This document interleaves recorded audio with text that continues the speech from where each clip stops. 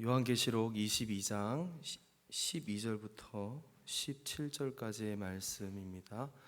요한계시록 22장 12절부터 17절까지의 말씀. 네, 다 찾았죠? 우리 한 목소리로 말씀을 읽겠습니다. 12절입니다. 시작. 보라, 내가 속히 오리니 내가 줄 상이 내게 있어 각 사람에게 그가 행한 대로 갚아주리라. 나는 알파와 오메가요, 처음과 마지막이요, 시작과 마침이라. 자기 두루마기를 빠는 자들은 복이 있으니 이는 그들이 생명나무에 나아가며 문들을 통하여 성에 들어갈 권세를 받으려 함이로다. 개들과 점술가들과 음행하는 자들과 산자들과 우상 숭배자들과 및 거짓말을 좋아하며 지어내는 자는 다 성 밖에 있으리라. 나 예수는 교회들을 위하여 내 사자를 보내어 이것들을 너희에게 증언하게 하였노라. 나는 다윗의 뿌리요 자손이니 곧 광명한 새벽별이라 하시더라. 성령과 신부가 말씀하시기를 오라 하시는도다. 듣는 자도 오라 할 것이요, 목마른 자도 올 것이요, 또 원하는 자는 값없이 생명수를 받으라 하시더라. 아멘. 이제 수련의 마지막 말씀입니다. 2달 전쯤에 하나님께서 성문교회 부임한 저에게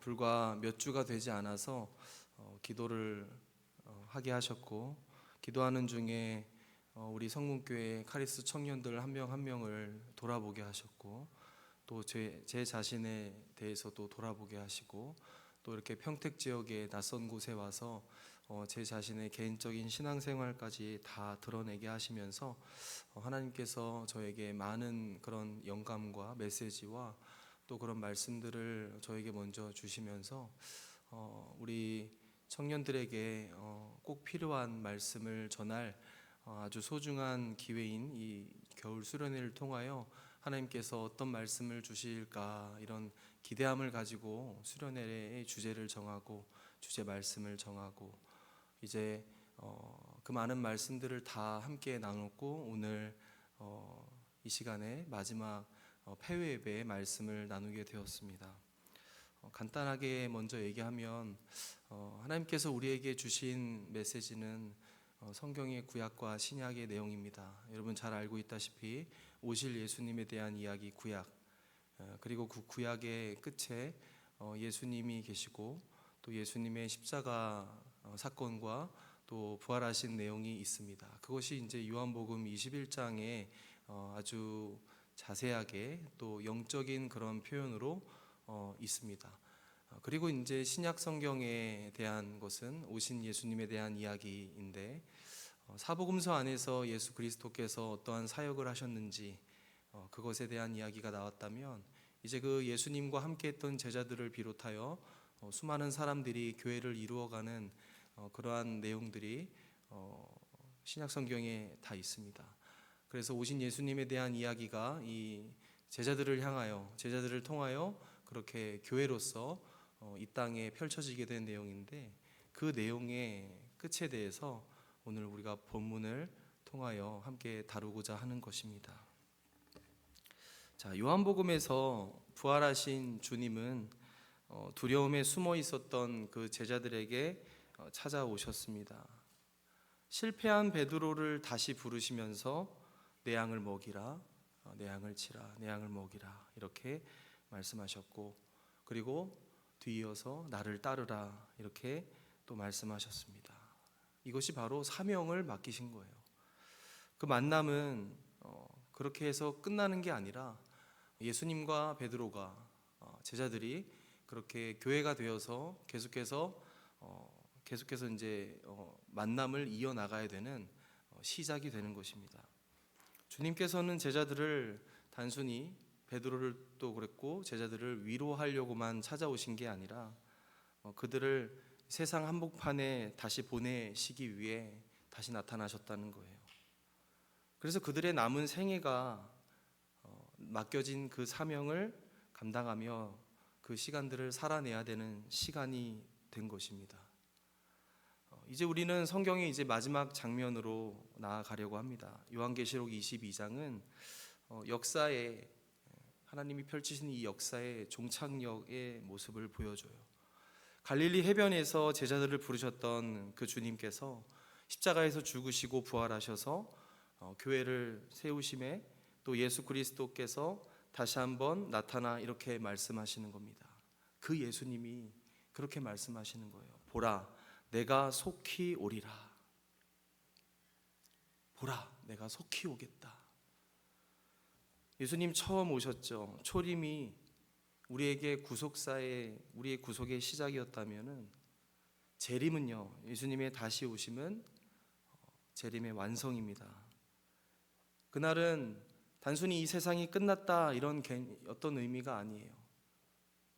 그날은 사명을 받아온 교회가 모든 여정을 마치고 주님 앞에 서는 날입니다. 우리는 그날 서게 될 것인데, 그래서 지금 그 날이 오지 않는 그 사이를 살고 있습니다. 이미 구원받았으나 아직 완성되지 않는 시간, 부르심을 받았으나 아직 결산하지 않는 그 사이를, 그 시간을 살고 있습니다. 어떤 사람은 죽음을 통해 먼저 주님을 만났고 어떤 사람은 재림의 날에 살아서 주님을 맞이하게 될 거예요. 하지만 누구도 그 만남을 피해갈 수 없다는 사실이에요. 오늘의 삶을 그 날을 향해 계속해서 흐르고 있다는 거예요. 그러므로 이 마지막 선언, 내가 속히 오리라, 이것은 이 사명을 맡은, 이 사역을 맡은 자들을 향한 약속이 된다는 겁니다. 보라, 내가 속히 오리니 내가 줄 상이 내게 있어 각 사람에게 그가 행한 대로 갚아주리라. 계시록 22장 12절의 이 선언은 반드시 이루어질 아주 확정된 사건에 대한 거예요. 자, 여기서 속히라는 말이 나오죠. 속히. 어떤 의미입니까? 지연시키지 않으시고 반드시 도달할 그 종말의 확실성을 얘기하고 있는 겁니다. 역사는요, 여러분, 방향 없이 흘러가는 게 아닙니다. 이 주님의 재림이라는 한 방향을 향해 직선으로 달려가고 있는 거예요. 주님은 오실 때 상이 있다고 말씀하십니다. 여러분, 구원은요, 전적인 하나님의 은혜죠. 아멘이십니까? 전적인 하나님의 은혜입니다. 우리는 우리의 행위로 구원받지 않습니다. 하지만 구원받은 자의 삶은 책임을 동반합니다. 구원받은 자의 삶이 책임을 동반한다. 그리고 구원받은 자의 삶은 전적인 하나님의 은혜로 시작되어 은혜 받은 자답게 살아온 그 충성으로 증명된다는 걸 여러분 기억해야 돼요. 주님은 우리의 수고를 잊지 않으십니다. 이름 없이 드린 헌신, 아무도 알아주지 않는 그 눈물, 사람의 박수 없이 감당해야 했었던 그 순종까지도 우리 예수님은 기억하고 계신다는 거예요. 그러므로 주님 다시 오실 그날에 이 감추어졌던 그 충성이 드러나게 될 것입니다. 이러한 측면에서 오늘날 교회로 모이는 우리는 이러한 역사의 관객이 될 수 없습니다. 적극적으로 참여자가 되는 거예요. 우리는 구속사의 완성을 기다리며 맡겨진 자리에서 하루하루 살아냅니다. 그날에 우리는 주님 앞에 서게 될 것인데 그 만남을 통해 결산받을 것이며 하나님과 맺은 약속에 대한 이 최종 성취를 우리가 경험하게 될 거예요. 그래서 내가 속히 오리라, 이 말씀은 오늘 우리의 삶을 다시 깨어 있게 만드는 거룩한 선언이 될 것입니다. 이어서 13절에 보시면 나는 알파와 오메가요, 처음과 마지막이요, 시작과 마침이라, 이렇게 나오죠. 이 말씀은 역사의 주권이 누구에게 있는지를 분명하게 얘기해주고 있습니다. 알파와 오메가는 여러분 알죠? 헬라어의 첫 글자와 마지막 글자예요. 주님은 역사의 출발점에 계셨고 마지막 장면에도 서 계십니다. 그러니까 세상의 흥망성쇠, 어떤 제국이 등장했고 몰락했던 것, 개인의 어떤 탄생과 또 죽음까지도 우리 주님의 통치 밖에서 일어나는 일은 없다라는 거예요.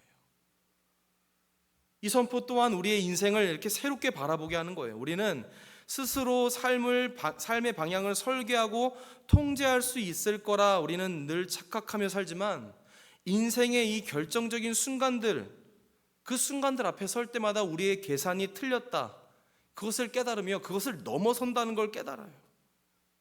태어나는 날을 스스로 선택하지 않았듯이 마지막 날 역시 우리 손에 달려있지 않다는 거예요. 어젯밤에도 얘기했지만 어떤 성도는 긴 병상 끝에 주님을 만날 것이고, 어떤 성도는 갑작스러운 순간에 부르심을 받을 거예요. 또 어떤 사람은 이 재림의 나팔 소리를 들으며 살아서 주님을 맞이할 수도 있습니다. 방식은 다를 수 있으나 본질은 같아요. 죽음을 통해 우리는 반드시 이 주님과의 대면으로 나아가서 이 역사 전체를 붙들고 계신 그 주님을 만날 겁니다. 나라는 한 사람의 생애도 절대 놓지 않으시는 우리 하나님을 만날 것입니다. 시작을 주신 분이 끝을 준비하고 계심을 안다면은 우리는 우연이라는 것에 기대어 살잖아요. 이게 그냥 이렇게 된 건가? 이런 생각에 기대지 않아요. 그래서 우리의 매일매일 삶 속에서 나에게 주어진 하루의 선택과 순종이 이 영원한 흐름 속에 놓여 있음을 우리가 계속해서 기억하게 되는 거예요. 알파와 오메가 되신 주님을 여러분 바라보십시오. 그렇다면 흔들리는 이 시대 속에서, 더 어두워져가는 이 시대 속에서 우리의 중심을 잃지 않고 우리가 걸어가게 될 것입니다. 자, 14절과 15절은 이제 인류의 마지막 상태를 두 부류로 이렇게 선명하게 나누어 설명해 주고 있는데, 자 볼게요. 14절에 자기 두루마리를 빠는 자는 복이 있으니 이는 그들이 생명나무에 나아가며 문들을 통하여 성에 들어갈 권세를 받으려 함이로다. 여기서 두루마기를 빠는 행위는 인간의 어떤 도덕적 수양을 말하지 않는 것이에요. 이 말씀은 뭐냐면은 어린 양의 피로 씻김 받은 자들이, 어린 양 예수 그리스도의 피로 씻김 받은 자들이 그 은혜를 붙들고 살아온 전 생애를 포함한다라는 거예요. 두루마기를 빠는 행위, 하나님의 전적인 은혜로 내가 의롭다 이렇게 여겨주시는 칭의로 시작된 구원이, 그리고 그 이후에 성화의 시간을 지나서 마침내 영화의 자리로 나아가게 돼요. 이러한 하나님의 택함받은 백성은 이 역사 속에서 넘어지지 않을 수 없지만, 넘어지기도 하지만 끝내 그 믿음을 버리지 않도록 하나님이 붙드신다는 거예요. 그 과정이라는 겁니다. 본문에 따르면 그들의 마지막이 생명나무로 나아가는 권세로 나타난다고 기록되어 있죠. 여러분, 최초에 에덴에서 잃어버렸던 그것이 새 예루살렘에서 회복된다라는 말씀입니다. 자, 반면 15절에 보면 성 밖에 머무는 이들을 언급하고 있는데, 자, 그들은 복음을 들었으나 회개하지 않았고 자기 욕망을 붙든 채 하나님 나라를 거절한 자들을 말합니다. 그래서 성경에 표현하는 이러한 장면에서 어떤 단순한 공간적인 분리를 얘기하는 것을 넘어서서 관계를 단절시키고 계세요. 하나님께서 관계의 단절을 보여줍니다. 무서운 겁니다. 구속사 안으로 들어온 자들과 끝내 바깥에 남은 저 사람들 사이에 돌이킬 수 없는 경계를 놓았다, 성경을 말하고 있는 거예요. 자, 이 대비는 우리로 하여금 우리가 걷고 있는 이 구원 서정의 무게를 다시 한번 생각하게 만들어요. 우리 수련회 밤마다 언급했던 대로 부르심을 받은 이후의 하루하루가 결코 가볍지 않습니다. 그렇지 않나요? 제가 그걸 적나라하게 한번 묵상하는 것을 같이 느껴보고 보여주고 계속해서 우리에게 놓인 그 삶을 한번 들여다보고자 이렇게 표현했어요. 망설여지고 애매하고 여전히 찝찝하고 혼란스럽지만 그러한 우리에게 다시 나타나셔서 말씀해 주시고 우리의 삶을 이끌어 주셔서 결국 이 제자의 삶을 살아내도록 하시는 하나님의 인도하심이 있다, 이렇게 말했습니다. 그래서 최후에 맞이하는 이 성도의 죽음은 심판을 통과하기 위한 어떤 불확실함의 시험대, 너무 불안하다, 이런 게 아니라 이미 그리스도 안에서 의롭다 하심을 받은 자가 이 약속의 완성을 맞이하는 자리가 될 것입니다. 할렐루야.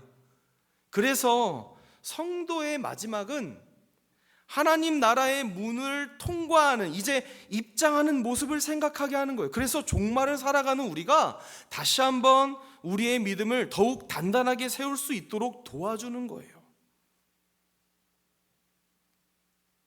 이어서 16절 17절에 보시면은 이 마지막 시대를 살아가는 교회의 위치가 무엇인가, 이게 드러나는 거예요.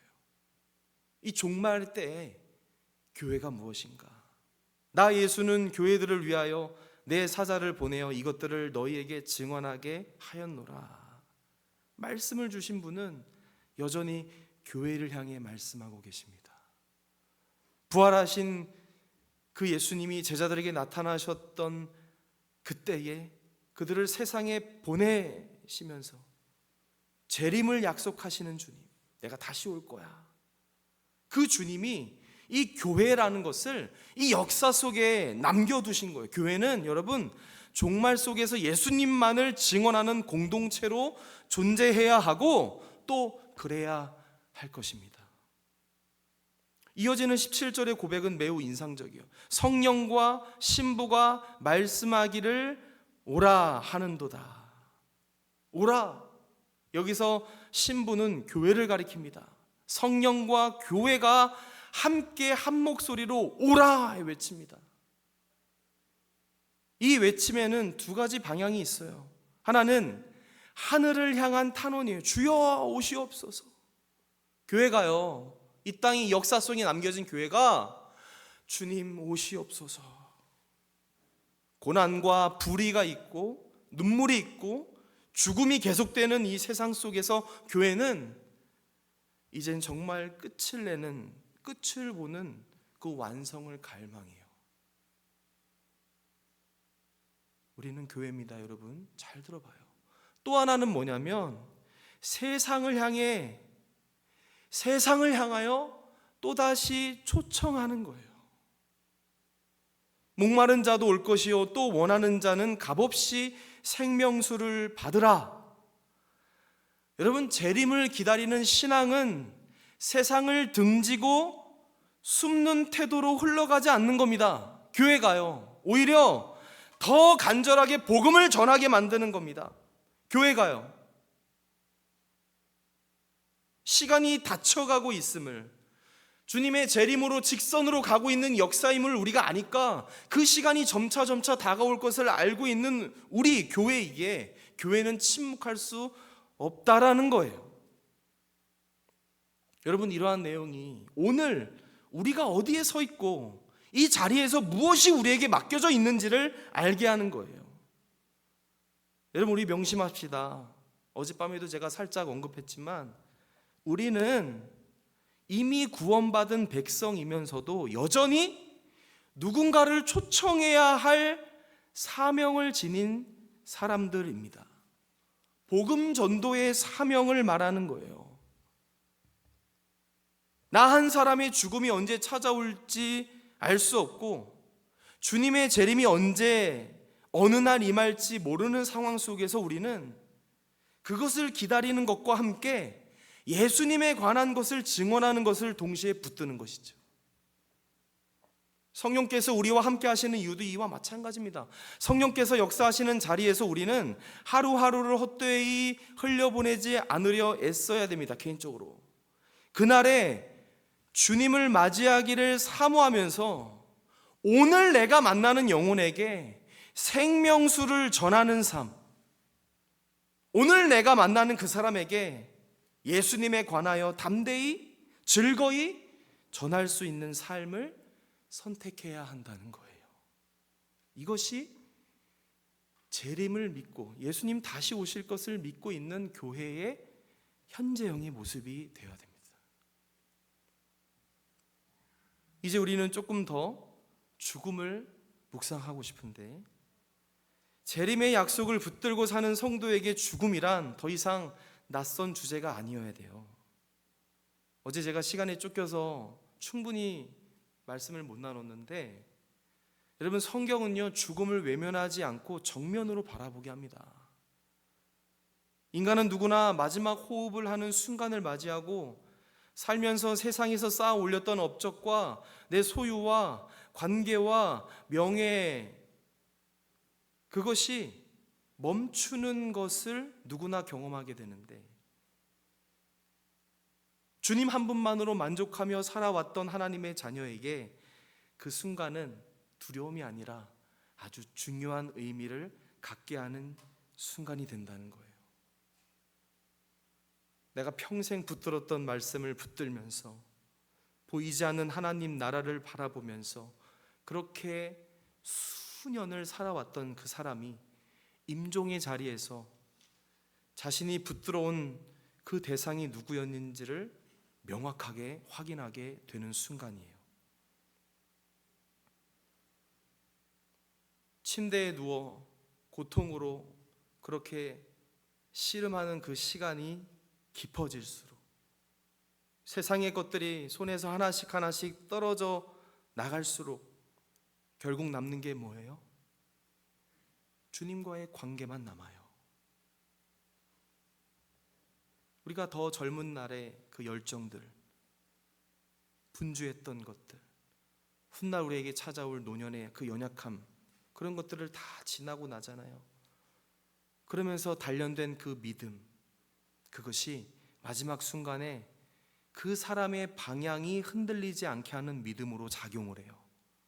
이제 우리가 남은 것은 죽음 이후에 그 방향 말이죠. 눈이 감기는 그 시간에 성도는 어둠 속으로 그냥 슥 사라지는 게 아니라 자신이 평생 불러왔던 그 이름을 이제 직접 대면하게 되는 거죠. 죽음을 앞두고 세상을 원망하지 않습니다. 내가 남긴 모든 것들을 하나님께 맡기며 정리합니다. 가족을 축복하게 되고 교회를 부탁하게 되고 다시 만날 것을 소망하면서 남겨진 자들에게 그렇게 고백하면서 최후를 맞이하게 될 거예요. 여러분, 이러한 태도가 어떻게 나올 수 있을 것 같습니까? 그 사람의 어떤 강한 성품에서 나오는 걸까요? 아니라는 거예요. 역시나 구원 서정을 따라 성화의 삶을 사는 그 삶의 여정을 따라 인도하셨던 하나님의 신실하심을 신뢰하기에 가능한 반응이었다, 이렇게 생각합니다. 택하시고 부르시고 의롭다 하시고 하나님께서 끝까지 책임지신다는 확신이 그 영혼을 붙드는 거죠. 오늘 다시 한번 죽음에 대해 이렇게 다루는 이유가 우리가 오늘 하루의 삶을, 이 하루를 가볍게 다루지 않기 위한 메시지예요. 그렇게 되기를 소망합니다. 아멘. 죽음을 기억하는 신앙, 삶을 더 진지하게 만들고 주님과 동행하는 시간을 가장 귀한 것으로 여기게 할 줄로 믿습니다. 아침에 눈을 떴을 때 여러분, 아직 숨이 붙어 있고 내가 회개할 수 있으며 내가 사랑할 수 있으며 섬길 수 있다는 사실 자체가 정말 은혜죠. 그래서 재림신앙이라는 것은 작은 순종이 시작되는 것이고 그 작은 순종을 계속 반복하도록 우리를 밀어줘요. 마지막을 생각하면요, 오늘 하루 나에게 주어진 이 삶에서 작은 것들의 순종을 시작하게 만들고 그걸 계속 반복하게 만들어준다고요. 내가 집에서, 가정에서 부모님과 형제와 하는 그런 말 한마디 한마디, 내가 일터에서의 어떤 내 성품이 드러나는 그 자리 있잖아요. 그 정직함, 그죠? 그 성실함, 교회에서 우리가 보일 수 있는 그런 봉사, 주님 앞에서 의미를 갖는다고 믿기 때문에, 그죠? 주님 앞에서 큰 의미라고 생각하기 때문에 그렇게 살 수 있다. 자, 또 하나는 우리가 비교하는 유혹을 이제 경계하게 돼요. 재림신앙이, 여러분 잘 들어봐요, 각 사람에게 맡겨진 분량과 그 자리가 다르다는 사실을 계속 인정하게 되면서 남의 길을 부러워하거나 그 원망하는 데 에너지를 낭비하지 않게 돼요. 요한복음 21장에서도 예수님 베드로에게 말씀하셨던 것처럼 주님께서 각자에게 요구하시는 것은, 예수님이요, 너 말이야. 베드로가, 저요? 네, 나에게 맡기신 충성에 대한 그 진실함을 요구하고 계시는 거예요. 내게 주신 게 있다면, 그 사명이 있다면 그거에 충실하도록, 진실하도록, 딱 그거 하나예요. 자, 또 하나, 재림을 기다리는 신앙, 재림신앙은 욕망의 방향도 조정하게 돼요. 영원하지 않는 것에 전부를 걸지 않으려는 그 절제가 나타나요. 막 생겨요. 영원하지 않는 것에 내가 욕망을 두지 않아요. 욕심을 두지 않아요. 여러분, 세상의 성공과 실패가 우리 인생에 중요하지만 인생의 최종 평가는 아니죠. 그걸 알기에 여러 가지 흔들림 속에서 중심을 지킬 수 있습니다. 재림신앙이요, 그 흔들림 속에, 그 풍파 속에 중심을 지키게 해요. 그래서 죽음을 통과해 주님을 만날 그날을 생각하면서 말씀을 의지하는 오늘의 선택들, 내 욕망에 의한 결정이 아니기에 그것이 하나하나 이렇게 모여가지고 나의 방향을 잡아주는 겁니다.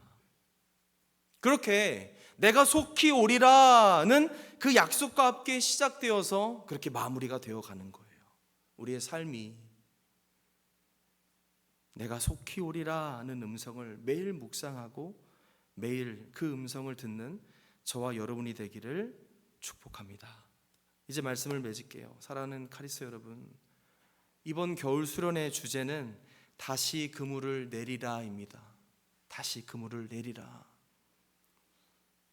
다시 그물을 내리라는 말씀은 예수님이 제자들에게 하신 말씀입니다. 예수님이 기대하시는 제자의 모습은 어젯밤에 얘기했죠. 한마디로 제자도의 모습이에요. 제자도의 찐 모습은 순교라고 어젯밤에 얘기했습니다. 여러분, 순교란 뭔가요? 내 본래 자리로 돌아가라는 예수님의 말씀에 따라서 내 자리에서 내 삶을 사는 그 가운데에서 복음 하나 붙잡고 사는 삶의 모습은 물론이고 그 복음을 전하는 삶을 살도록 초대하시는 거예요. 내 목숨이 없어지는 순교도 있지만 여러분, 복음 전도하면서 겪는 순교가 있어요. 정확히 말하면 순교자적인 사명을 감당하기 위한 자기 부인과 십자가 지는 과정과 여정이 불가피하다는 거예요.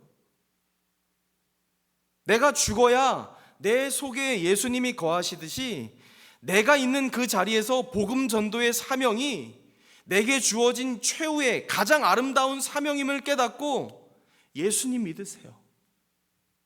내가 믿어보니 너무 좋아요. 행복해요. 이렇게 말 한마디 건넬 수 있다면 참 좋겠습니다. 죽을 것 같이 힘들고 괴롭지만 순교하는 마음으로 그 말 한마디 전해봐요. 여러분이 하는 거 아닙니다. 예수님이 붙드십니다.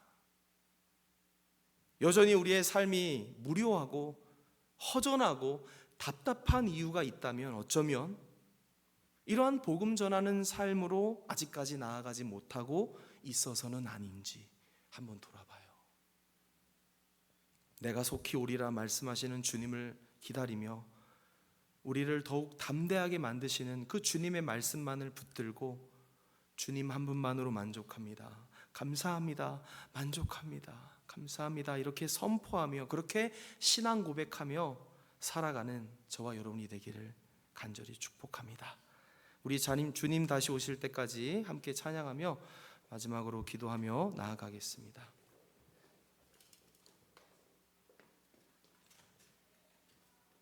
주님 다시 오실 때까지 주님, 내가 이 길을 걸어가길 소망합니다. 그 길을 걷게 하시고 붙드시게 하시는 하나님을 찬양합니다. 우리 주님을 찬양합시다.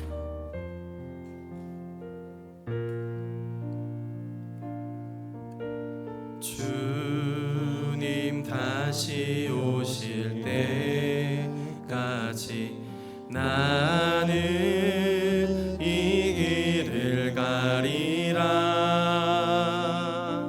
좁은 문 좁은 길 나의 십자가 지고 나의 가는 이 길 끝에서 나는 주님을 보리라. 영광에 내 주님 나를 맞아주시리. 주님 다시 오실 때까지 주님 다시 오실 때까지 나는 일어나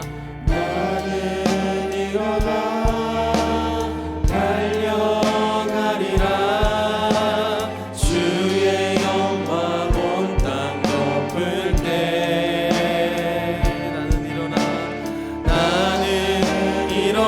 노래하리. 내 사모하는 주님 온 세상 부주시라. 내 사모하는 주님 영광의 왕이시라. 주님 다시 오실 때까지 주님 다시 오실 때까지 나는 일어나 달려가리라. 아멘. 주의 영광 온 땅 덮을 때 나는 일어나 노래하리. 아멘. 내 사모하는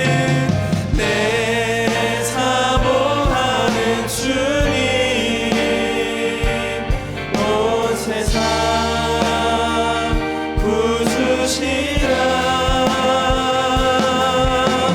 내 사모하는 주님 영광에 우리 한 번 더 고백하며 나아갑시다. 내 사모하는 주님 내 사모하는 주님 온 세상 부주시라. 내 사모하는 주님 우리 수련의 마지막 날의 기도로 나아갑시다. 우리 간절한 마음으로 마지막 기도로 나아갑시다. 우리 주님 한번 부르짖고 기도하며 나아갑니다. 주여 하나님 일하여 주시고 하나님 우리에게 말씀하여 주시기에 감사합니다. 하나님 아버지 주님 앞에 부르짖는 시간을 되돌아보면서 하나님 아버지 무엇보다 우리에게 하신 그 메시지를 하나하나 기억하게 도와주시고 성령님 우리에게 충만함으로 임하여 주셔서 그리스도 예수에 관한 모든 것들을 우리가 기억하며 나아가는 하나님 우리가 될 수 있도록 인도하여 주시옵소서. 주신 하나님의 은혜 아버지를 소망합니다. 재림 신앙으로 마지막을 바라보면서 언제나 내가 죽을 수 있다는 것을 기억하면서 오늘 하루 나에게 주어진 이 삶에서 하나님 한 분만을 의지하며 주님 한 분만으로 만족하는 삶으로 나아가는 우리 모든 그리스 청년들 다 되도록 인도하여 주시옵소서. 주님만으로 만족하는 삶으로 나아가길 소망합니다. 하나님 아버지 나의 어떠함으로 구원받은 것이 아니듯 하나님 아버지 오늘을 살게 하시는 이 모든 은혜가 이 믿음 생활 이 신앙 생활이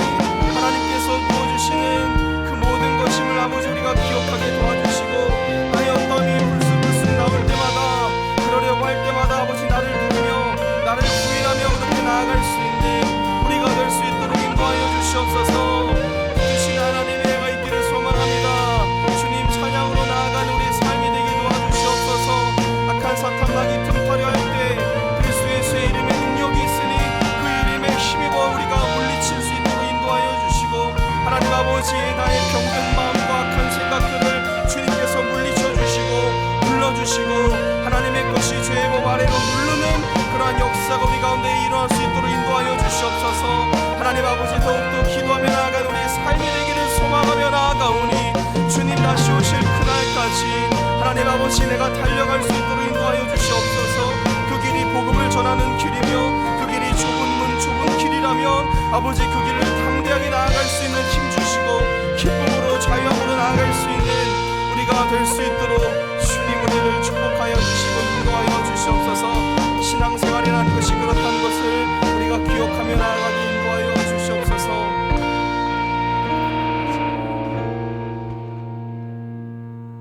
사랑의 주님, 내가 속히 오리라 하신 그 말씀을 붙잡습니다.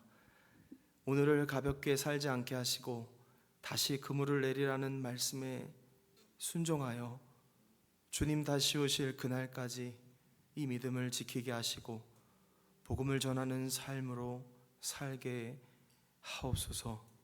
감사드리며 예수님의 이름으로 기도합니다. 아멘.